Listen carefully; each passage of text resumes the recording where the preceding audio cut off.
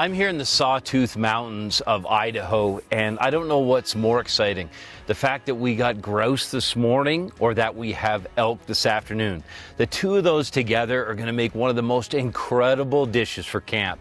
What I love about it is just a few simple ingredients. I was able to pack in these white onions. They won't crush when you're bringing them in. And then I've got some jalapenos and some lime. So with a few simple ingredients, it's amazing what you can make. Now, here's the big thing for me: flatbread, tortilla bread.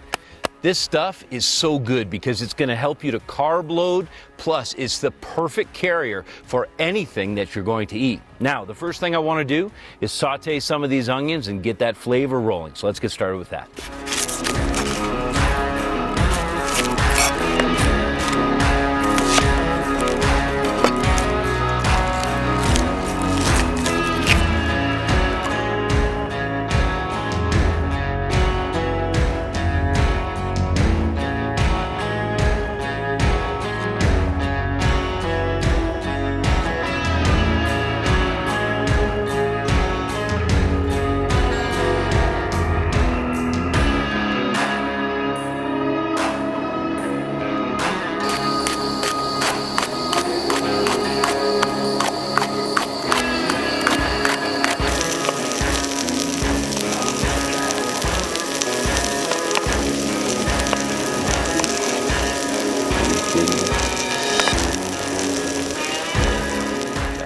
I'm going to continue to saute the onions and the jalapenos until they really develop flavor.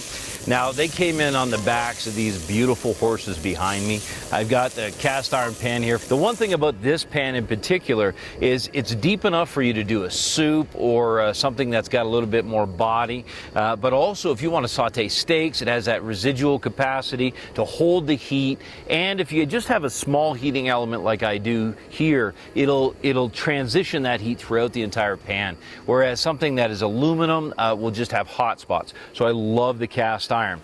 Now, the grouse and the elk I was able to keep chilled in the creek. So we are camped here alongside a creek. We're about 20 miles back from the nearest road, but putting them in a Ziploc bag and holding them under with a rock, that is definitely in the safety zone for holding them and keeping them ready for us whenever we want to enjoy them. Now, I've got some white flour, some all-purpose flour. And what I'm going to do is I'm going to bread each piece of this meat.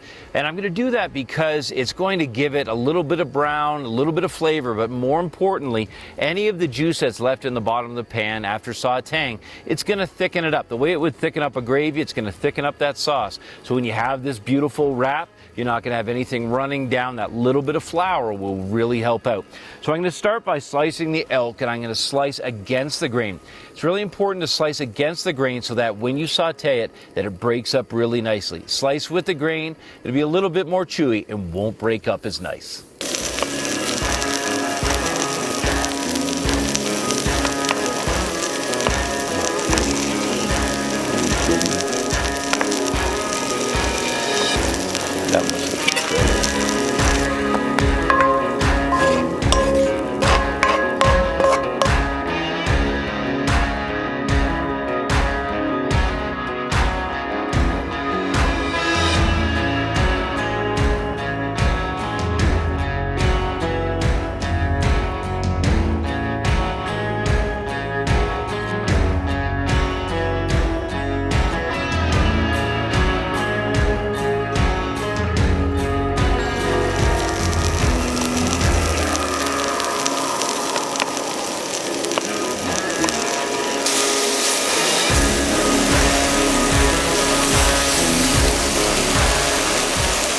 Now that the elk is in the pan, the whole area just smells like the best saute of the most premium beef.